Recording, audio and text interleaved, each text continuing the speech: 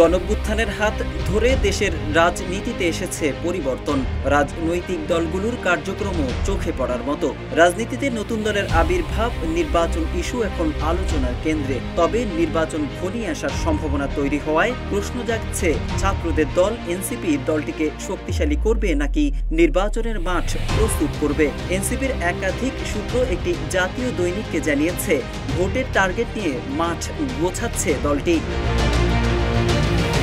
সূত্রমতে পরবর্তী নির্বাচনের আগে সার্বিক প্রস্তুতি ও তৃণমূল পর্যায়ে দলকে শক্তিশালী করার জন্য কাজ করছে জাতীয় নাগরিক পার্টি। প্রার্থী মনোনয়নে তরুণদের পাশাপাশি বিভিন্ন শ্রেণী পেশার ও বয়সের যোগ্য প্রার্থীকে সুযোগ দেওয়ার বিষয়টি বিবেচনা করছেন দলটির নেতারা।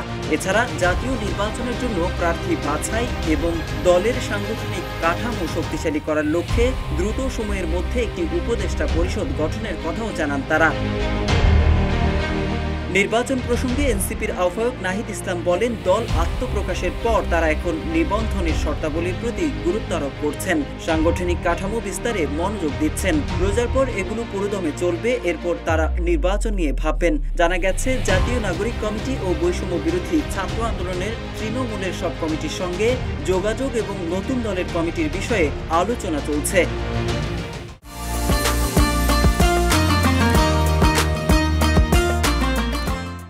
জাতীয় নাগরিক পার্টির কেন্দ্রীয় যুগ্ম সদস্য সচিব এস.এম. সুজাউদ্দিন দলটি প্রতিটি উপজেলায় সাংগঠনিক ক্যাপাসিটি তৈরি করেছে উল্লেখ করে বলেন, রাজনৈতিক দল হওয়ার পরিপ্রেক্ষিতে সমাজের নানা অংশের রাজনৈতিক সচেতন মানুষ, বিশেষ করে যারা জুলাই গণঅভ্যুত্থানে অংশগ্রহণ করেছেন, তারা তাদের সঙ্গে নানাভাবে আলাপ করছেন, যুক্ত হচ্ছেন, কথা বলছেন, আগ্রহ প্রকাশ করছেন।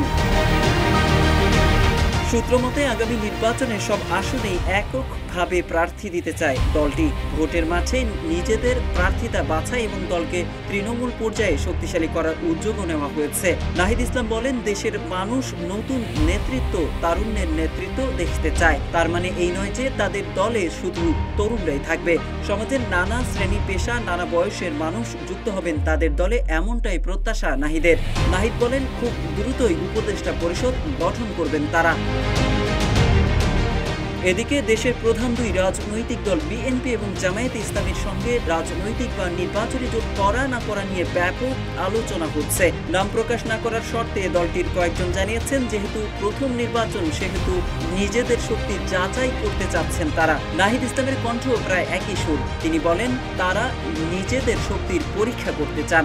উপযুক্ত তথ্যগুলো তুলে ধরে একটি প্রতিবেদন প্রকাশ করেছে ঢাকা পোস্ট।